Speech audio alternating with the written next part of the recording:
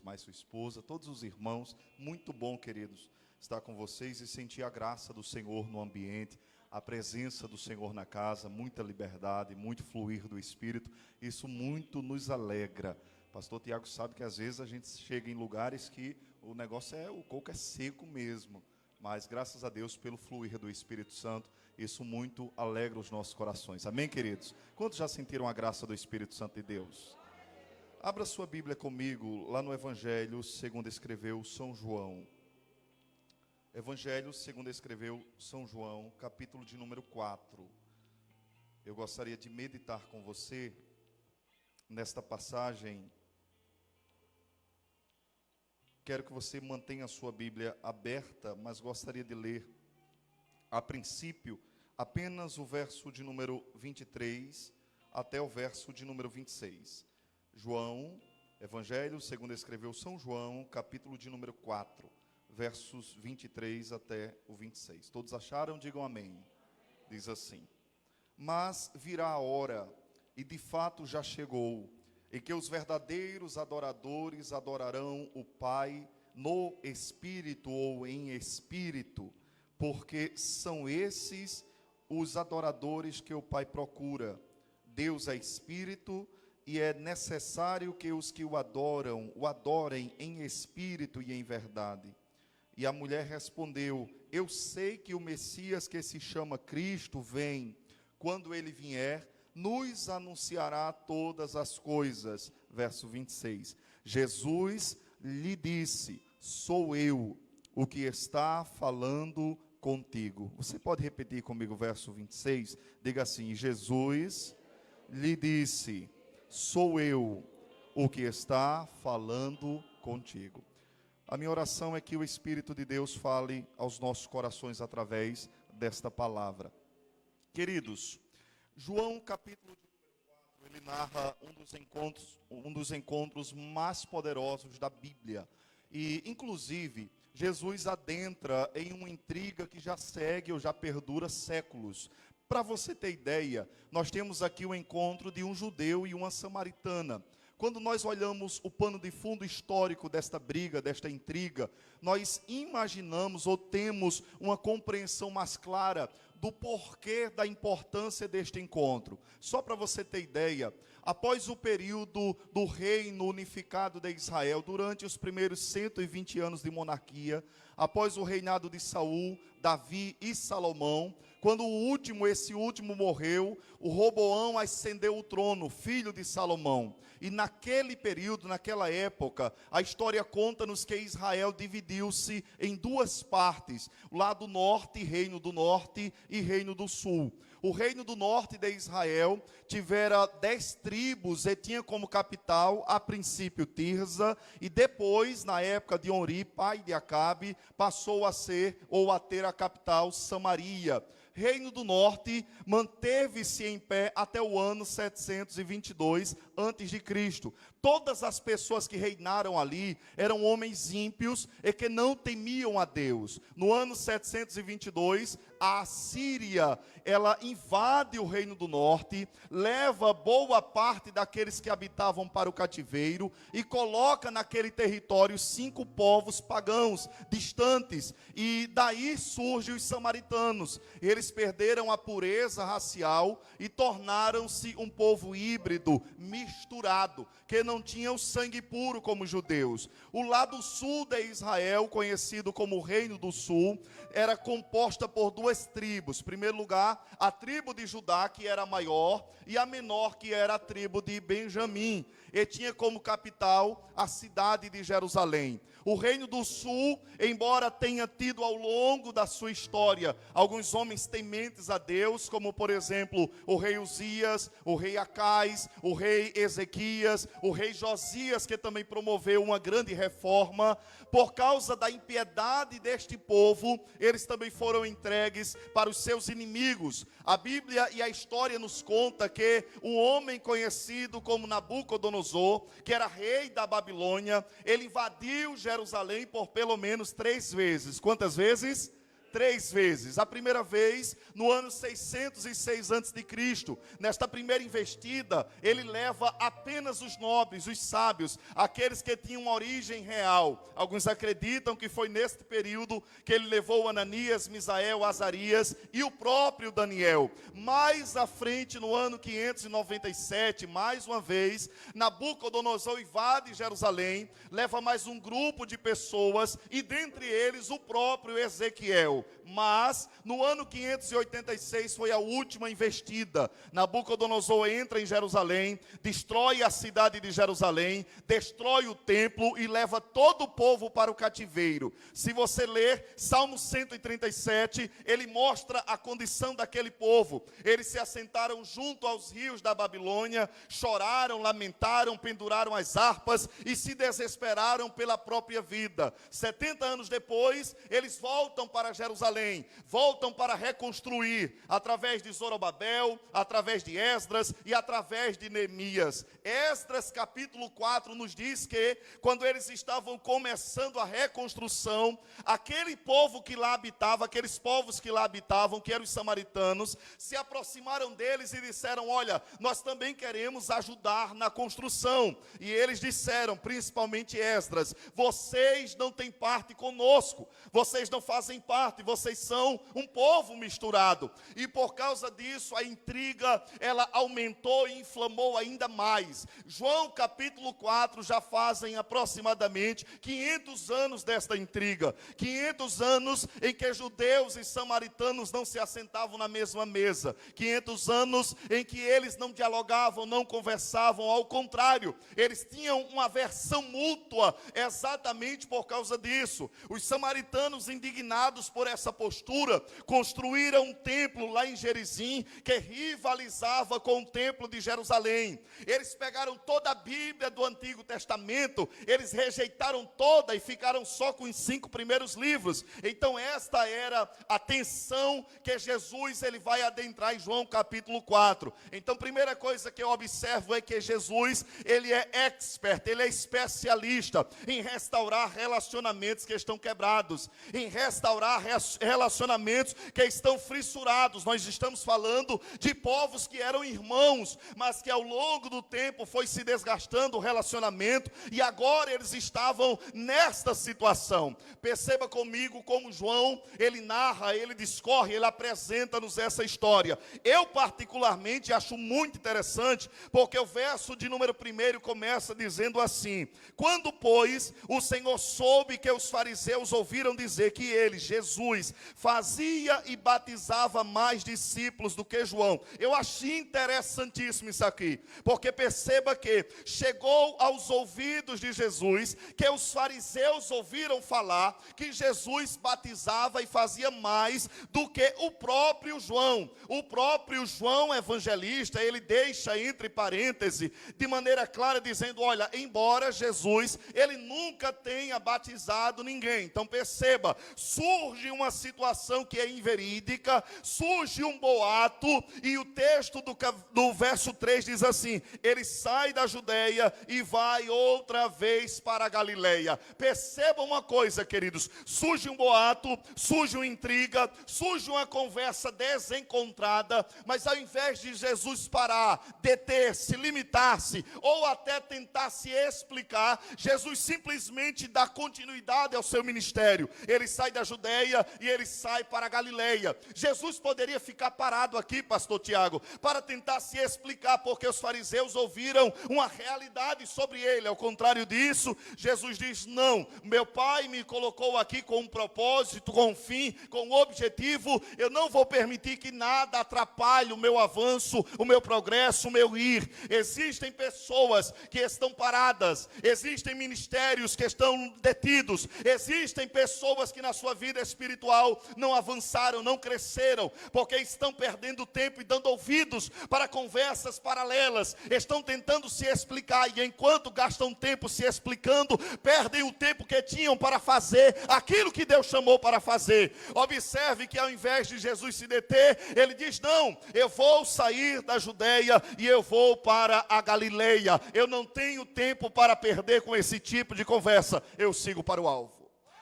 Observe comigo, queridos, que a Bíblia nos diz que Jesus, ele saindo da Judeia, indo para a Galileia, o verso 4, João nos diz que era necessário Jesus passar por Samaria. Perceba a expressão que João usa. Em que consiste essa necessidade?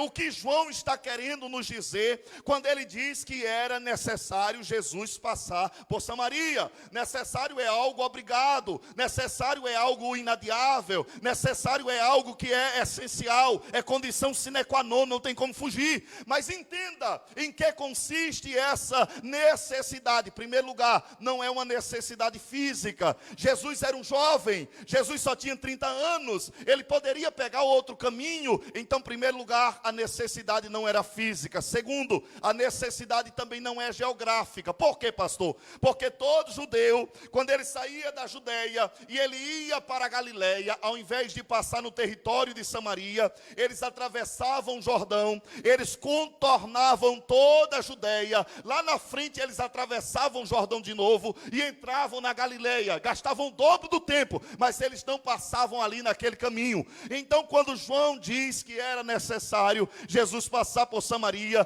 não fala de uma necessidade física, não fala de uma necessidade geográfica. Quando ele fala de uma necessidade, ele está falando de um propósito, ele está falando de um objetivo, ele está falando de um desígnio. Esse propósito não vem de baixo, esse propósito vem de cima. Na realidade, o que João está querendo dizer é que Deus queria falar com alguém naquele lugar, é que Deus queria mudar a vida de alguém naquele lugar, é que havia uma manifestação, ou uma propensão, ou um desejo, ou uma vontade de Deus para mudar a vida de alguém naquele lugar. Então entenda, esse encontro, ele consiste em uma necessidade, mas não é de baixo, é Deus que marcou esse encontro, era vontade de Deus, era determinação de Deus, era desígnio de Deus. Isso me alegra. Por quê, pastor? Porque era necessário você estar aqui nessa noite, era necessário você vir para esse culto, era necessário você sair da sua casa, era necessário você abdicar de tantas coisas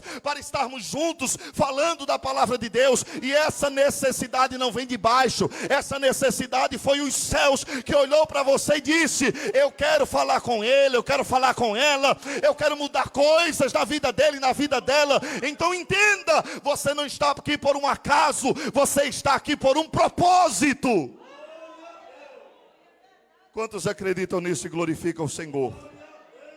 Perceba que a Bíblia nos diz que naquele contexto havia uma mulher que vinha oriunda de Samaria, uma mulher que saindo ao poço ao meio-dia. A Bíblia diz que Jesus, ele para no poço, cansado, e João está querendo literalmente nos dizer que sim, o verbo se fez carne e habitou entre nós, ele era humano mesmo. Então Jesus está na beira do poço. Primeira coisa, Jesus antecipa. Perceba, Jesus é quem dá o pontapé inicial, Jesus é quem chega antes dessa mulher, porque se Jesus não se antecipar, eu nunca vou, se Jesus não tomar a dianteira, eu nunca chego. Jesus está lá, e uma mulher que vem de Samaria ao meio-dia. Esse não era um horário normal, esse não era um horário típico, esse não era um horário comum. As mulheres que iam ao poço pegar água, elas iam na parte da manhã ou no final da tarde. Ao meio-dia era um horário totalmente anormal. Essa mulher está indo ao poço porque tem coisas na vida dela que ela não quer expor. Existem realidades na vida dela que ela não quer publicizar. Existem circunstâncias dentro do seu ser, no seu intro, que ela não quer que ninguém veja. Então ela está indo ao poço em uma hora que ela não vai se chocar com ninguém, porque nem todo mundo terá condições para ouvir aquilo que ela tem para dizer, ou para lidar com as demandas e os conflitos dela. E perceba uma coisa, a Bíblia diz, irmãos, que Jesus, ele chega no poço, ele pega e manda os 12 discípulos irem comprar pão para Jesus. Deixa eu perguntar uma coisa para você, qual seria o normal? Um comprar pão para 12 ou 12 comprar pão para um? O normal seria um compra pão para 12. Jesus faz o contrário. Jesus chama os 12 e diz: vão os 12, vão comprar pão que eu fico aqui no poço. Por que isso, pastor? Porque nem todos aqueles discípulos teriam estrutura espiritual, emocional para lidar com aquelas demandas. Quando eu leio esse texto, eu entendo que muitas vezes Deus afasta do nosso lado pessoas que não teriam estrutura para lidar com seus conflitos, pessoas que não teriam estrutura para lidar com as suas dores, com as suas aflições, com as suas demandas. Então é preciso que nós entendamos isso. A Bíblia diz que eles saem de cena, Jesus está no poço, aquela mulher se aproxima e Jesus dirige a palavra àquela mulher. Queridos, entenda uma coisa, Jesus tinha motivos de sobra para não falar com ela. Primeiro motivo, Jesus era judeu. Um judeu não falava com o samaritano. Segundo motivo, ela era uma mulher. Ela era o quê? Mulher. A mulher, no contexto do Oriente Médio do primeiro século, ela literalmente não tinha valor para aquela sociedade. Para você ter ideia, todo judeu, no café da manhã, ele orava e dizia: graças te dou, Deus, porque eu não sou leproso, eu não sou samaritano e não sou mulher. Então a mulher literalmente, ela não tinha valor para aquela sociedade. Agora chega Jesus, Jesus dirige a palavra àquela mulher, e Jesus está quebrando protocolos para com aquela sociedade. Jesus está dirigindo-se para alguém que é pária da sociedade, que não tem valor para aquela sociedade, que não é vista para aquela sociedade. Eu amo esse Deus, porque Ele não me trata e não te trata como uma massa, sem forma, não. Ele nos trata de maneira individual, Ele nos trata de maneira singular, Ele nos trata como indivíduo. Aquela ali era samaritana e era mulher, mas ela tinha situações problemáticas, dificuldades, adversidades que precisavam ser tratadas, e Jesus queria falar sozinho com ela. Então entenda uma coisa, em nome de Jesus, existirão momentos na sua vida que Deus fará exatamente isso. Ele preparará o cenário, Ele afastará determinadas pessoas, Ele pavimentará o caminho, porque aquilo que Ele quer falar é com você, aquilo que Ele quer tratar é com você, aquilo que Ele quer dizer é com você. Eu vou dizer de novo, você não está entendendo. Deus está te dizendo: ei, eu que preparei o ambiente, eu que preparei o poço, eu que preparei o lugar, porque aquilo que eu quero falar com você é só com você. Levante a tua mão e glorifica a Deus se você acredita. Perceba, Jesus dirige-se a essa mulher. Primeira coisa que Jesus diz é: dá-me um pouco de água. Essa mulher percebe que Jesus é judeu, provavelmente por causa da roupa. O judeu, as suas vestes, principalmente as borlas das suas vestes, havia as borlas em si, que faz menção aos 613 preceitos da lei de Moisés. Usavam filactérios, havia características que já denunciavam. Então Jesus diz: me dê um pouco de água. Ela diz: nós temos uma barreira histórica. Como você fala comigo, visto que eu sou samaritana? Não me peça água. E Jesus replica essa mulher dizendo: se tu soubesses, se tu conhecesses o dom de Deus, e quem é que te diz: dá-me um pouco de água, tu lhe pedirias e ele te daria água viva. Primeira coisa que Jesus diz: mulher, se tu conhecesses o dom, se tu conheceras a dádiva, se tu conheceras o presente.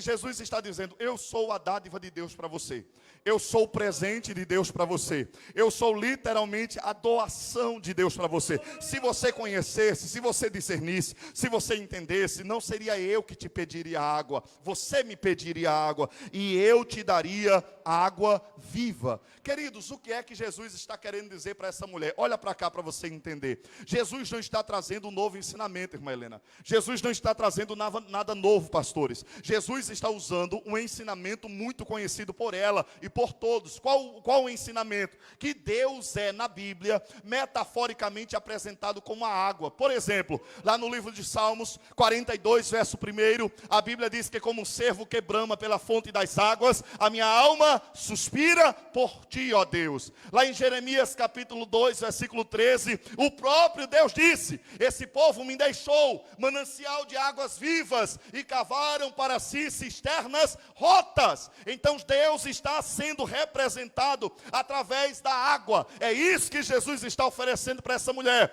Se tu soubesses quem eu sou, se tu conhecesses o dom de Deus, tu me pedirias água, e a água que eu te daria seria água viva. Jesus está contrastando com aquela água do poço. É uma água retida, é uma água limitada, é uma uma água que não se esvai, que não escorre, é uma água que está presa. Mas Jesus está dizendo, eu tenho uma água que é viva, eu tenho uma água que salta, eu tenho uma água que flui, eu tenho uma água que corre, eu tenho uma água que percorre. É esta água que eu tenho para você.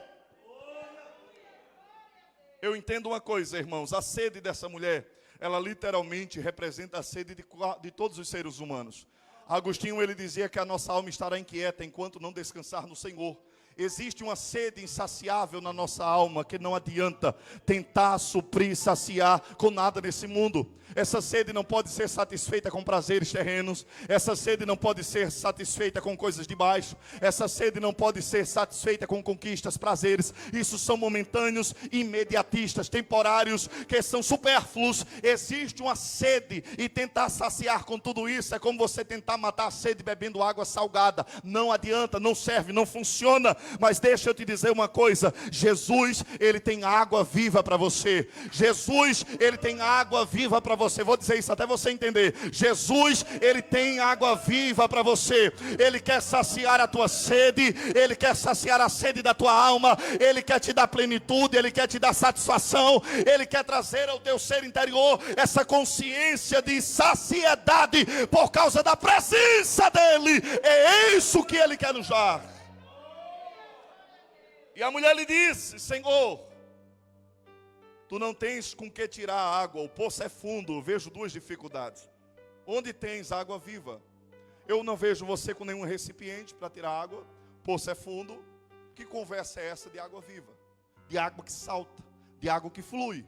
Aí ela faz uma pergunta que eu acho formidável. Por acaso, verso 12, és maior do que o nosso pai Jacó? Nos deu desse poço, ele mesmo bebeu, como também os seus filhos e o seu gado. Olha que coisa tremenda, irmãos. Aquele poço foi um poço que Jacó construiu e deu de herança para o seu filho José. Então ela faz a seguinte pergunta: será que tu és maior, mais importante do que Jacó? Você não conhece história. Você não lembra quem é o patriarca Jacó. Mesmo Jacó sendo um patriarca, sendo daqueles que Deus escolheu para trazer a nação e por ele trazer o Messias, ele cavou esse poço, ele bebia desse poço juntamente com todo o seu gado e constantemente ele tinha que voltar a esse poço. Bebia, depois vinha sede e ele retornava, não saciava. Então que conversa é essa que você tem uma água viva que vai saciar? Tu és maior do que Jacó? E eu acho formidável a resposta de Jesus, porque se você olhar na própria Bíblia, em outros momentos, Jesus foi comparado com os patriarcas. Por exemplo, lá em João capítulo 8, versículo 52 em diante, Jesus disse assim: Abraão desejou ver o meu dia, viu e se alegrou. E as pessoas olharam para Jesus e disseram: como assim? Tu não tens 50 anos e dizes que Abraão viu o teu dia? Jesus disse: é porque ainda antes que Abraão existisse, eu sou. Jesus estava dizendo: eu sou maior do que Abraão. Certa feita, Jesus pregando para o povo e disse: olha, a geração de Nínive, quando for no dia do juízo, ela se levantará contra Cafarnaum e julgará vocês, porque se arrependeram no pó e na cinza pela pregação de Jonas. E aqui está quem é maior do que Jonas. Ele falou acerca de Salomão, falou da grandeza de Salomão, do templo, dos escritos, e ele disse: eu sou maior do que Salomão. Mas é interessante que Jesus aqui, quando vai responder essa mulher, ele usa de uma outra metodologia. Ele poderia dizer abertamente, dizer: sim, eu sou maior do que Jacó. Eu disse que era maior do que Abraão, eu disse que era maior do que Salomão, eu disse que era maior do que Jonas, eu também sou maior do que Jacó. Mas Jesus usa de uma outra metodologia. Qual, pastor? Verso de número 14, 13, 14. Jesus disse assim: quem beber desta água voltará a ter sede, mas quem bebe da água que eu lhe der, nunca mais terá sede. Pelo contrário, a água que eu lhe der se tornará nele uma fonte de água que jorrará para a vida eterna. Sabe como é que Jesus está dizendo que é maior do que Jacó? Jesus está dizendo assim: a minha superioridade em detrimento de Jacó está ligada, consubstanciada na qualidade da água que eu posso dar. A água de Jacó não mata a sede, a água de Jacó não satisfaz, a água de Jacó não tem plenitude. A água que eu dou traz satisfação, a água que eu dou traz plenitude, a água que eu dou sacia a alma. Jesus está dizendo: eu sou maior do que Jacó, porque a água que eu tenho para dar é muito melhor do que a de Jacó. A água que eu tenho para dar é muito superior à de Jacó. Ele estava dizendo: sim, eu sou maior do que Jacó. Aleluia. Essa mulher olha para Jesus e diz no verso 15: Senhor, dá-me desta água para que eu não tenha mais sede, nem venha aqui para tirá-la. E o verso 16, Jesus vai chegar onde realmente era o centro dessa conversa. Jesus disse: tudo bem, eu vou te dar água, mas vai em casa, chama teu marido e depois vem beber. Ela responde para Jesus: eu não tenho marido. Jesus diz: dissestes bem, tiveste 5 e o que tens agora não é teu. Primeira coisa, era exatamente isso que essa mulher queria omitir. Era exatamente por isso que essa mulher se escondia. Era exatamente esta a causa dela estar indo ao poço ao meio-dia.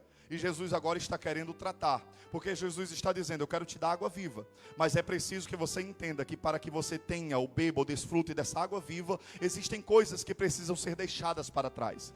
Existem situações que é preciso ser mudadas. Existem circunstâncias que é preciso ser trabalhadas e transformadas. Então Jesus estava dizendo isso. Primeira coisa, Jesus declara que ela não mentiu. Ela não contou toda a verdade, mas ela não mentiu. Observe que Jesus disse: dissestes bem, eu não tenho marido. De fato você não tem, mas perceba como Jesus vai dirigir-se a essa mulher. A conjugação dos verbos é que é interessante, porque ele diz assim: tu tivestes 5. A conjugação está no passado. Ele está dizendo para essa mulher: mulher, eu conheço o teu passado, eu conheço a tua história pregressa, eu sei de onde você veio, eu sei os caminhos que você percorreu, eu sei os caminhos e as veredas que te trouxeram aqui. Deixa eu te dizer uma coisa em nome de Jesus: independente de como você está agora, existe um Deus que te acompanhou ao longo da tua história. Ele conhece os teus traumas, Ele conhece as tuas dores, Ele conhece as tuas feridas, Ele conhece os teus erros, Ele conhece os teus desapontamentos. Então entenda, você não vai surpreender Deus se você abrir o seu coração e contar a verdade. Você não vai deixar chocado. Existem pessoas que às vezes pensam que vai pegar Deus de chofre, de surpresa. Não, abre a tua alma e diga para Ele: Deus, verdade, o Senhor me viu, o Senhor contemplou, o Senhor me acompanhou, o Senhor sabe da minha história, o Senhor sabe que eu errei tantas vezes, que eu falhei outras tantas, que eu agi de maneira contrária à tua vontade. Deus conhece o meu e o teu passado. Mas é interessante que Jesus diz: olha, tu tiveste 5 e o que tens agora não é teu. Eu não conheço só o teu passado, eu também conheço o teu presente. Eu sei como tu estás agora, eu sei o que tu deixastes em casa, eu sei o que te trouxe aqui, eu sei porque estás querendo evitar o confronto e o encontro. Levante a tua mão que eu quero liberar uma palavra de Deus para você. Às vezes, querido, nós estamos sorrindo por fora, mas a nossa alma está gritando, está pedindo socorro. Precisamos de um toque, de um mover de Deus. E Ele te trouxe aqui para te dizer: eu conheço a tua alma, eu sei como tu estás hoje, eu sei da tua história, eu sei quem você é. E foi por isso que eu te trouxe aqui, porque eu quero mudar a tua vida. Tu tiveste 5 e o que tens agora não é teu. É interessante que ele não faz menção do futuro, não porque ele não conheça, mas é como se ele dissesse assim: olha, teu passado é de vergonha, teu presente é de humilhação, mas o teu futuro ainda pode ser uma nova história. Não permita que o seu passado ele contamine o teu presente e determine o teu futuro. Não permita que o seu passado ele contamine o seu presente e determine o seu futuro. Aquilo que Deus tem para você é muito melhor. A vontade de Deus ela é boa, perfeita e agradável para você. Você não pode e não deve viver dessa mesma maneira: pastor, mas eu tenho um histórico, eu nasci assim, eu vim de um contexto, por isso que eu carrego essas marcas. Queridos, em nome de Jesus, Deus ele quer mudar completamente a tua vida. Deus ele quer trazer uma nova realidade para a tua história. Eu estou falando isso debaixo da graça do Espírito Santo de Deus para você. Independente da tua vida pregressa, existe um Deus que muda o curso da vida do ser humano. Existe um Deus que muda a rota da vida do ser humano, independente de onde viemos. Ele é Senhor soberano. Levante a tua mão e adore a Deus nessa noite, quem acredita. Abre a tua boca, crente, por alguns segundos. Faz barulho de adoração a esse Deus. Oh! Sabe o que eu acho lindo? É que quando Jesus expõe, e aqui está a diferença de Jesus: o homem expõe para humilhar, o homem expõe para machucar, o homem expõe para trazer vitupério público. Jesus expõe para tratar. para curar, para sarar, para libertar, para transformar. Quando Jesus expõe, ela olha para ele e diz: olha, nossos pais adoraram neste monte, vós dizeis que é Jerusalém que deve adorar. Irmãos, o que foi que essa mulher fez? Eu não sei se você percebeu, mas ela mudou de assunto, sim ou não? Sim ou não? Ela coloca na mesa uma dúvida teológica que já perdura mais de 5 anos. O samaritano dizia que o lugar do culto é Gerizim, Monte Gerizim. O judeu dizia: não, lugar do culto é Jerusalém. Aí essa mulher coloca diante da mesa isso. Eu tenho uma dúvida teológica que eu quero que o Senhor me resolva agora. Porque é mais fácil discutir teologia do que pecado. É mais fácil a gente ficar emaranhado com esse negócio. Não, mas aonde é que vai adorar, onde não adora? Eu vejo às vezes umas discussões tão besta na internet. É isso, é aquilo. É só discussão besta. Eu quero saber se tem vida. Eu quero saber se tem transformação. Eu quero saber se tem água viva. Eu quero saber se Jesus já mudou. Eu quero saber se já teve um encontro com Ele. Eu quero saber se é transformado. É isso que é diferente. Ela coloca diante dela e diz: eu tenho uma dúvida teológica de gaveta, está guardado onde se deve adorar, é no monte, onde se deve adorar é Jerusalém, porque os nossos pais dizem que é lá, vocês dizem que é Jerusalém. Resolva essa problemática. Aí Jesus olha para ela e diz: mulher, tu não estás entendendo nada de teologia. Levasse para uma área que não adianta, porque a hora vem em que nem neste monte nem em Jerusalém adorareis o Pai. Vós adorais o que não conheceis, nós adoramos o que conhecemos, porque Jesus viria de uma origem judaica. A salvação vem dos judeus, mas a hora virá, e já chegou, em que os verdadeiros adoradores adorarão o Pai em espírito e em verdade. Porque Deus é espírito, e são esses adoradores que o Pai procura. Sabe o que é que Jesus está dizendo, mulher? Vamos acabar com essa discussão besta. Em primeiro lugar, Deus é espírito. Deus não está detido em Jerusalém nem Gerizim. Deus não está preso dentro de 4 paredes. Deus não está limitado por essa concepção rasa que você tem acerca de Deus. Deus não está limitado acerca dessa sua mente pequena que quer colocar um quadrado e enclausurar a Deus. Não, Deus é espírito. Deus, o próprio, lá no livro das Crônicas diz assim, que Deus, ele enche toda a terra. Isso é Deus. Ele é um Deus que literalmente, ele está em todos os lugares, em todos os ambientes. Então entenda, o local em si não é o determinante. O determinante não é se é Jerusalém.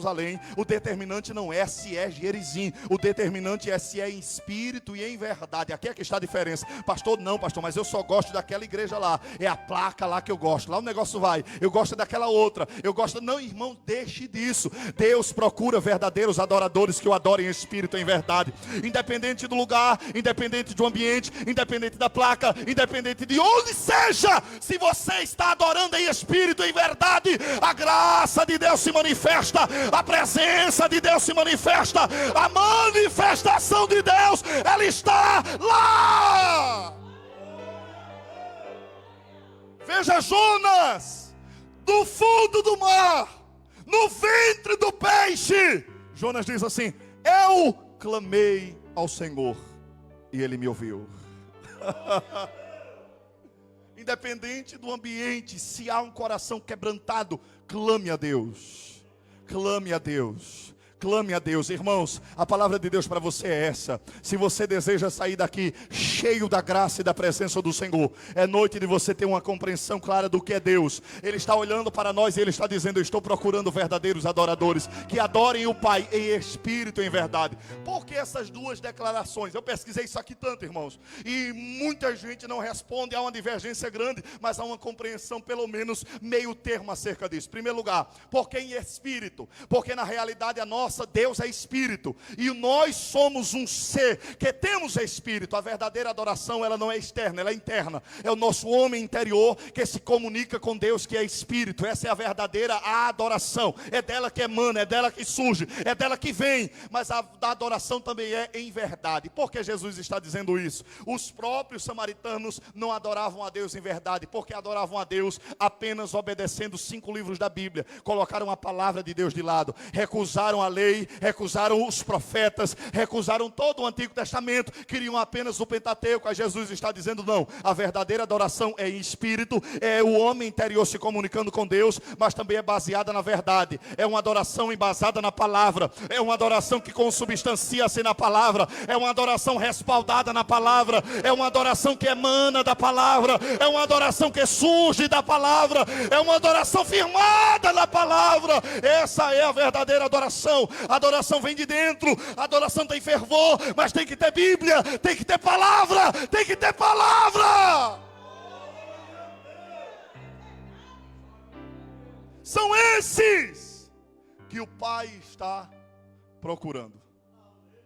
São esses que o Pai está distinguindo-os de todos os demais.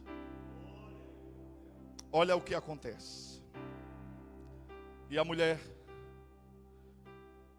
disse no verso 25: e a mulher respondeu: eu sei que o Messias, que se chama Cristo, ele vem. Quando ele vier, ele vai nos anunciar todas essas coisas. Ela tinha uma expectativa messiânica: o Messias virá, o Messias surgirá. Quando ele vier, ele vai resolver tudo isso. Ele vai tirar todas essas dúvidas. Aí verso 26, Jesus olha para ela e diz assim: e Jesus lhe disse: sou eu o que falo contigo. Irmãos, eu não sei se você lembra, mas em um dado momento Jesus estava com os discípulos dentro do barco, dormindo. A tempestade veio, o barco quase afundava. Acordaram Jesus, ele levantou e disse: vento, cala-te, mar, aquieta. E veio uma grande bonança. Aí olharam e começaram a perguntar para si: quem é este? Que até o vento e o mar lhe obedecem. Quem é este? Quem é este? Quem é este? Jesus não respondeu. Jesus não disse quem era ele. Mas aqui, para uma mulher, Jesus está revelando quem de fato ele é. Eu gosto muito do que diz o Matthew Henry. Ele diz assim: ele se revelou a esta mulher com mais plenitude do que tinha feito a qualquer dos discípulos. Foi isso que Jesus fez. Jesus não disse para os discípulos lá no barco quem era ele, mas aqui ele está dizendo: eu sou, eu que falo contigo. Deixa eu melhorar isso aqui para você. A expressão grega aqui para eu sou é ego eimi. Para você ter ideia, nenhum judeu usava essa expressão eu sou. Se alguém perguntasse a você: você se chama Tiago? Você dizia Tiago é o meu nome. Você não dizia eu sou Tiago. Por que, pastor, não dizia? Porque eu sou é justamente a identificação de Deus no Velho Testamento. Lá no Êxodo capítulo 3 versículo 14, quando Deus apareceu para Moisés, Moisés disse assim: Senhor, tudo bem, eu volto no Egito, eu vou falar para os escravos, mas eles vão me perguntar quem foi que me enviou, o que eu digo? Aí Deus disse para Moisés: Moisés, diga assim, chega lá, chegue para o povo e diga: o eu sou te enviou. Então diga isso: eu sou te enviou. Quando Jesus está dizendo para essa mulher: eu sou, ego em mim, eu que falo contigo, Jesus está se identificando com o Deus do Antigo Testamento. Ele está dizendo para essa mulher: eu sou esse Deus, eu sou o Senhor, eu sou o soberano, eu sou o Criador, eu sou o Logos encarnado, eu sou o Messias que vocês esperam, eu sou aquele que fala contigo.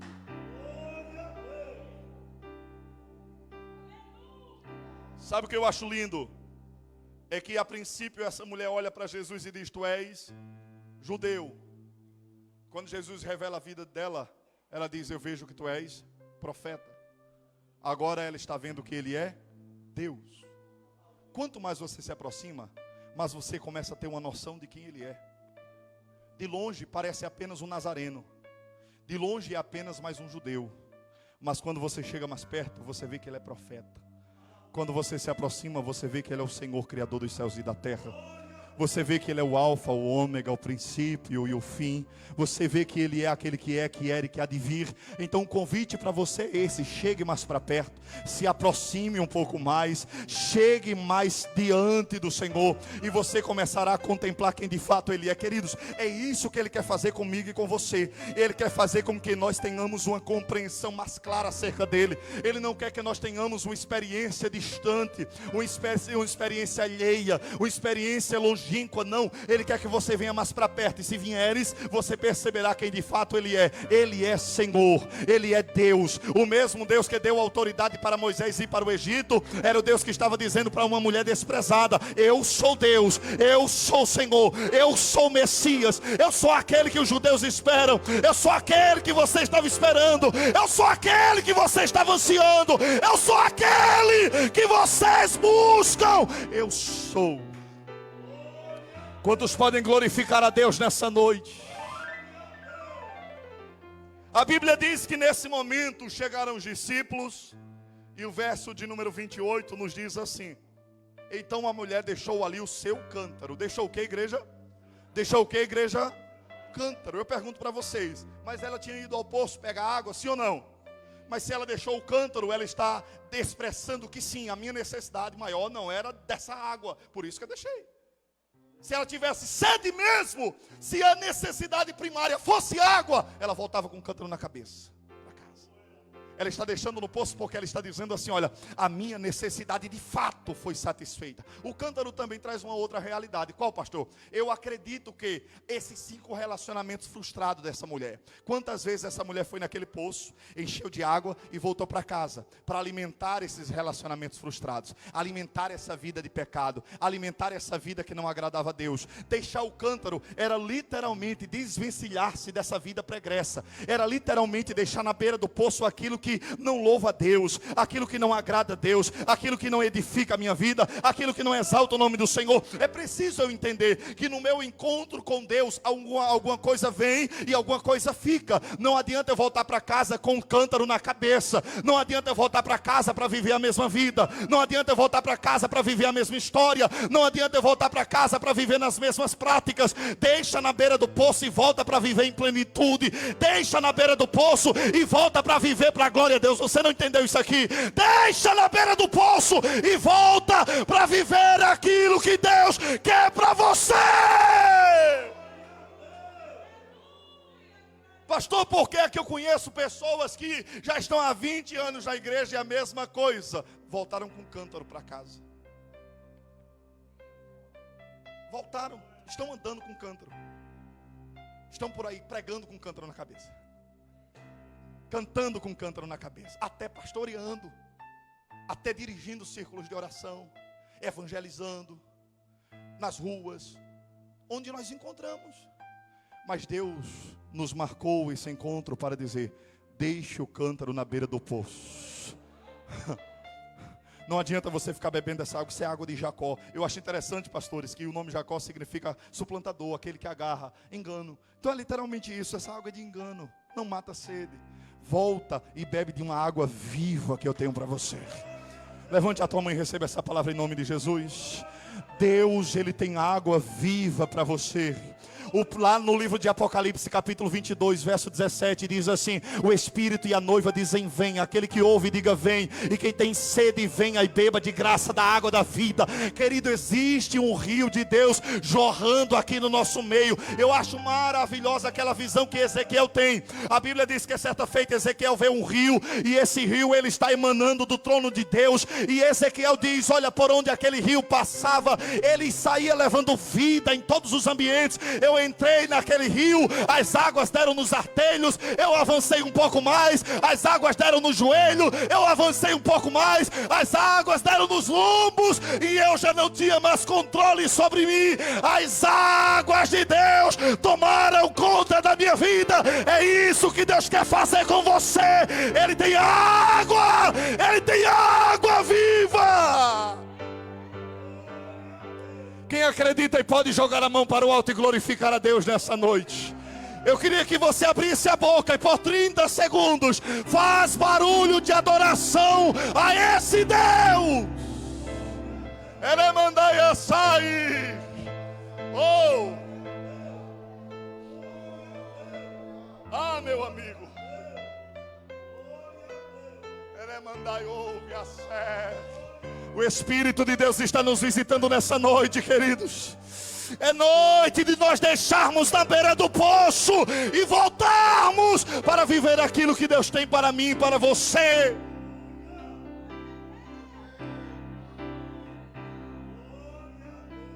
E olha o que é lindo. Essa mulher que estava se escondendo. Essa mulher que estava se escondendo. Verso 28 diz, ela foi na cidade e saiu dizendo ao povo. Olha que coisa tremenda. Alguém que tinha medo de se expor, agora se torna uma missionária. Alguém que tinha medo do confronto, agora sai na cidade dizendo para todo mundo, olha, venham cá. Vede um homem que me disse tudo o que eu tenho feito. Será que não é ele o Messias? Será que não é ele o esperado? Será que não é ele o aguardado? Será que não é ele o prometido? Essa mulher saiu pregando em toda a cidade. E o que é lindo é que a palavra dela tinha peso. A palavra dela tinha força. A palavra dela tinha vigor. É assim que Deus faz, irmãos. Deus pega a pessoa da sarjeta, a pessoa que não tinha valor, a pessoa que não tinha nome, a pessoa que não tinha palavra. Palavra não valia nada. Mas aí quando Deus vem, Deus restaura, dá um banho de graça, enche do Espírito Santo. Agora quando a pessoa fala, é Deus falando através dos lábios dessa pessoa. Agora quando essa pessoa fala, a palavra dela tem peso, a palavra dela tem poder, porque é Deus se utilizando da vida dela. Então entenda, Deus ele é especialista em pegar pessoas desse naipe, pessoas que são desprezadas, pessoas que são sem valor, pessoas que são desprezíveis, pessoas que são párias da sociedade, e Deus enche de graça e diz, se prepara, porque eu vou te usar com poder e autoridade. Levante a tua mão que eu quero liberar algo de Deus para a tua vida. Deus está me dizendo que Ele há de levantar nesse lugar homens e mulheres intrépidos, ousados, cheios da graça do Espírito. Receba de Deus agora.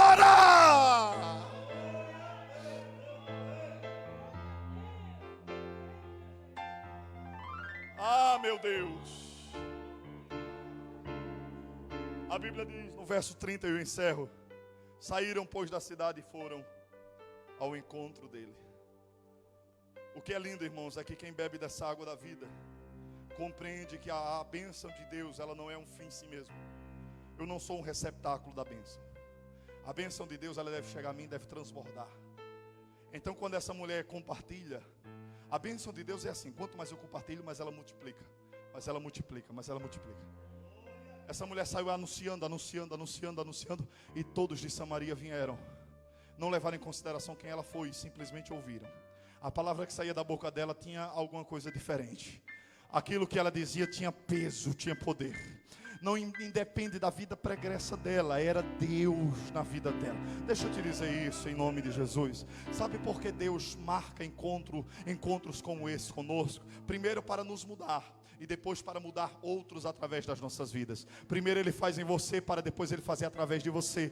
Eu costumo dizer que primeiro Deus acalma o marinheiro e depois acalma a tempestade. É assim que Ele faz. Então Ele vem, Ele muda a samaritana porque Ele quer alcançar Samaria. Ele muda uma mulher perdida porque Ele quer alcançar outros perdidos. Então se disponha, se entregue, se lance, queira e diga, Deus, eu não quero viver da mesma maneira. O que Tu tens para mim eu sei que é grandioso. Eu quero beber dessa água, eu quero plenitude.